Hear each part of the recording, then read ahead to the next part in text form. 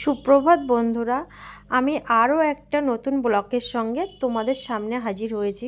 কিন্তু আবারও সেম জিনিস তোমাদের সামনে নিয়ে চলে এসেছি।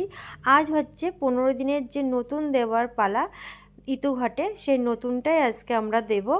তো যাই হোক না কেন, আগের ব্লগটা জানো তো বন্ধুরা, আমি ঠিকঠাক বানাতেই পারছিলাম না বলে তোমাদের সঙ্গে শেয়ার করতে কত লেট হয়ে গিয়েছে আমার। আর আমি ঠিকঠাক পারি না বলেই তো এটা হলো, তাই না?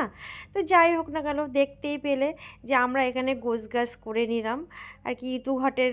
ঘটে যেগুলো দিতে হয়, ধান, দূর্বা, কলমি, অ্যাদ্রা ক্যাদ্রা, তারপরে নল, আরও অনেক কিছু দিতে হয়। তো সেইগুলো সুন্দর করে গোছ করে নিয়ে মাথার চুল দিয়ে বেঁধে নিতে হয়, বেঁধে নিয়ে দিতে হয় ঘটের ভিতরে। আর দেখো, এখন আমি ওইগুলোকে সুন্দর করে গোছগাছ করে দিয়ে ঘটের ওপরে আমি জল দিচ্ছি। আর এখানে একটা মন্ত্র বলেই আমি জল দিচ্ছি। মন্ত্রটা তোমাদের সঙ্গে শেয়ার করি।